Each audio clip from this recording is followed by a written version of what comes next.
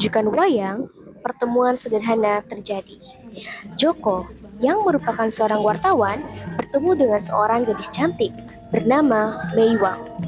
Joko tidak berani untuk mendekati Meiwang, sehingga ia hanya bisa melihatnya dari jauh.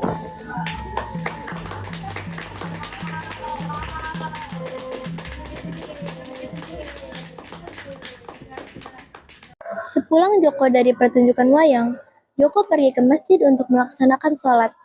Sepulang dari sholat berjamaah di masjid, Joko duduk di beranda dan menunggu kedatangan penjual bakmi keliling langganannya. Sementara itu, ternyata Meiwang juga menunggu hal yang sama.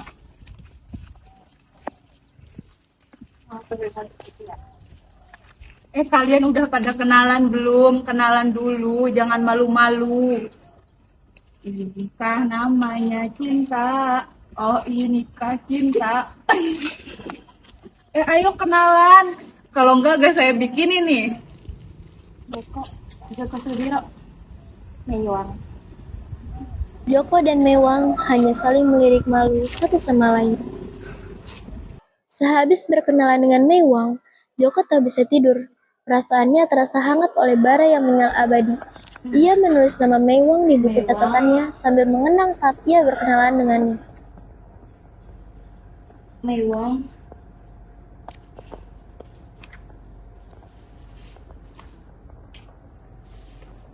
Meiwang.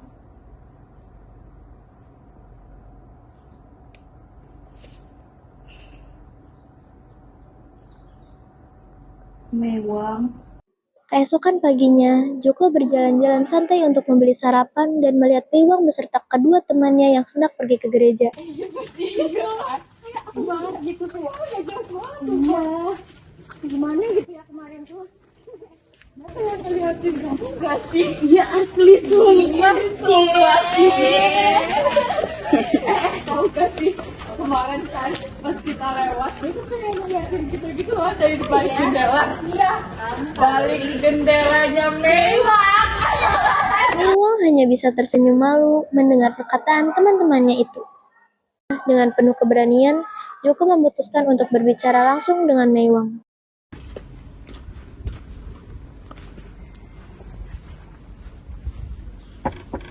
Permisi, Meiwang.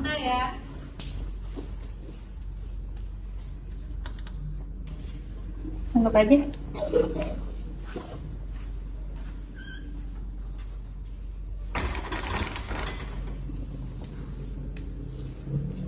Mereka berdua duduk di meja beranda, namun hanya dia membisu begitu lama. Wayang golek. Gitu. Bukan. Terus itu wayang potehi. Wayang potehi. Aku belum pernah melihat pertunjukannya. Iya, soalnya itu dilarang. Kenapa dilarang? Karena wayang potehi Meiwang pun menjelaskan semuanya. Cukup paham. Ini pasti ada hubungannya dengan rezim jahat.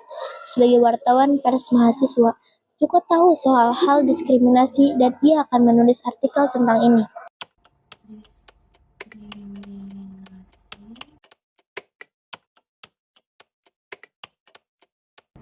wayang potehi.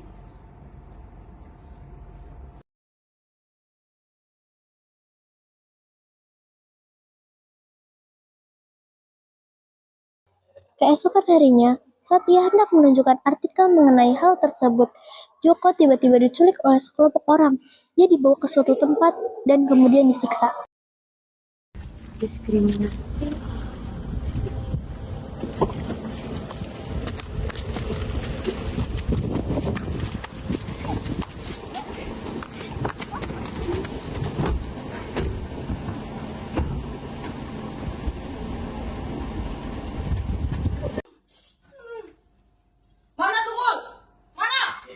Joko semakin melemah karena dipukuli oleh sekelompok orang itu.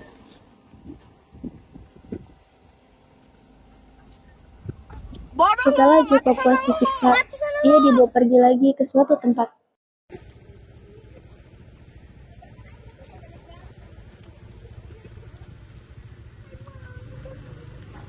Ancaman itu menggema di jiwanya. Suaranya seperti ribuan malaikat Israel yang hendak mencabut nyawanya. Rasanya tak ada lagi kehidupan yang membentang di hadapannya.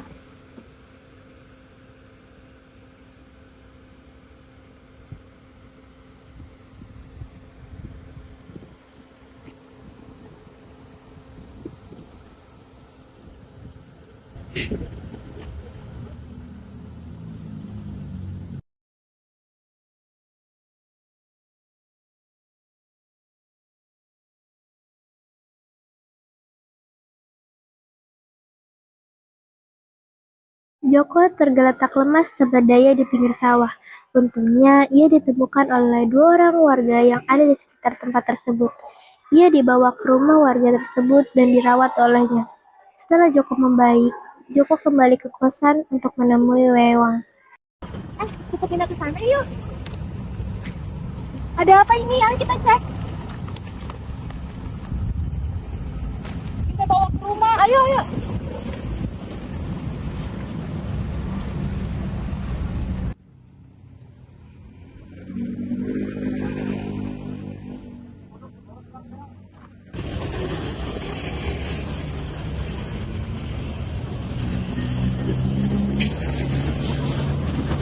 Tolong ambilin air. Oke, sebentar.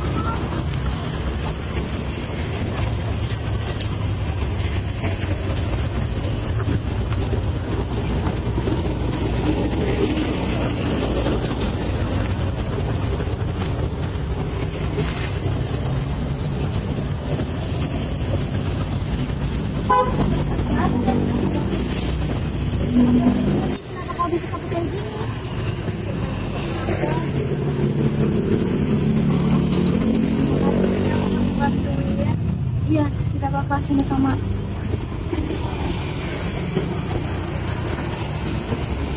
Namun, Joko tidak berhasil menemukan Mewang.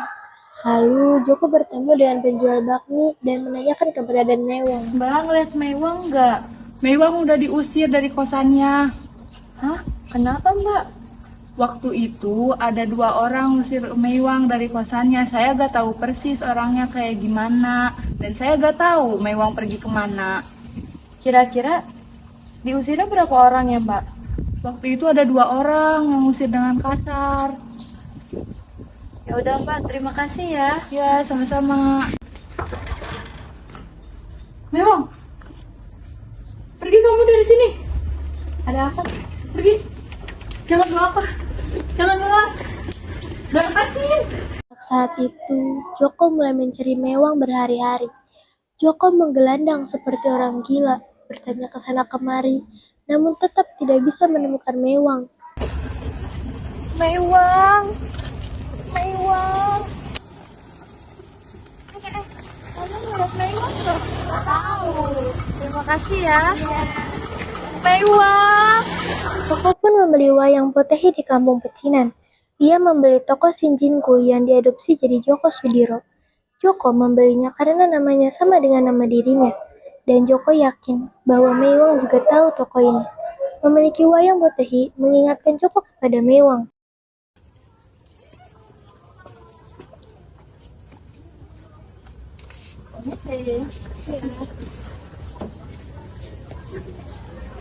Aku mau nyari wayang Senjinku, ada nggak? Oh, yang Joko Sudiro itu ya? Iya, betul. Ada? Nih. Ini berapa harganya?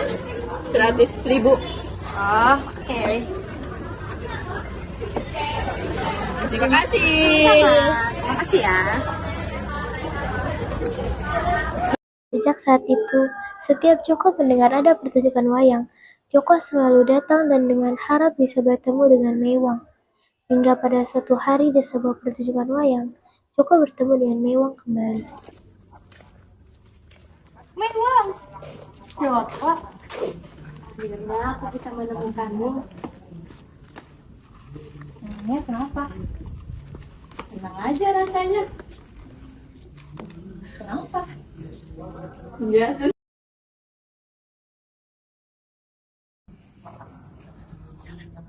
Seru gak sih nonton wayang? Ya, lumayan seru sih.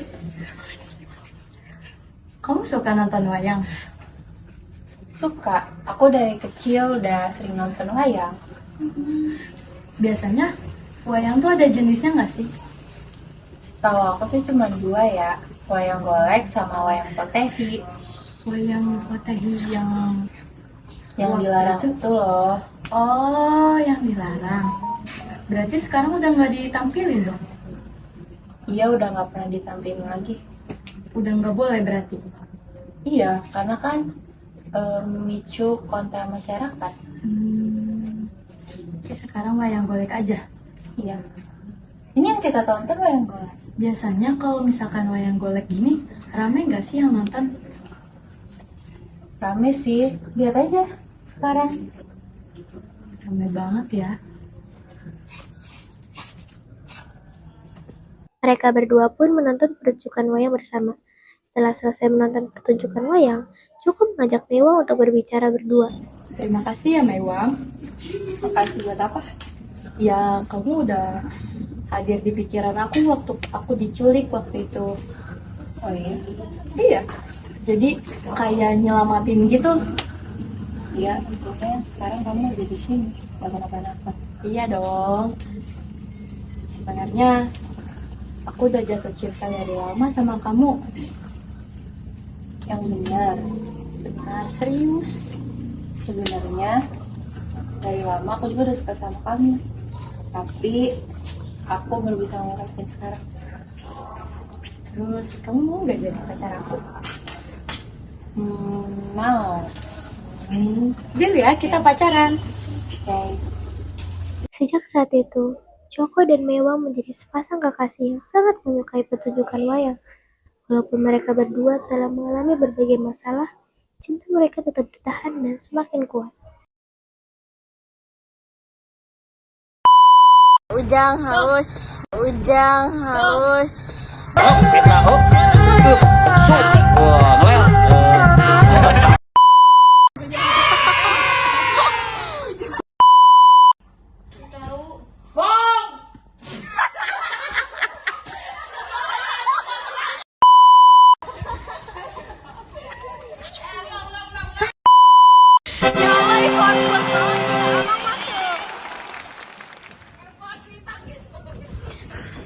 Amang boleh.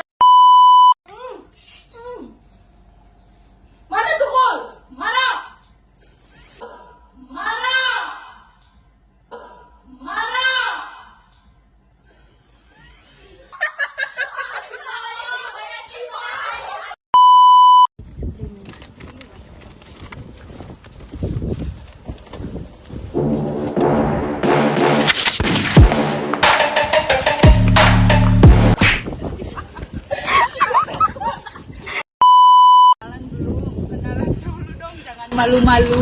Malu-malu.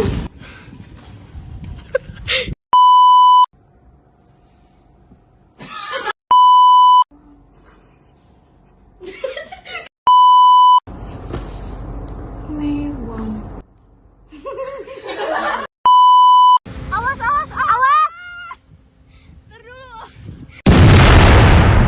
Kenapanya? Effort banget ya? Pakai yang beneran. Cakep banget. Ujang. Maaf, Bu. Izin. Fasilitasi.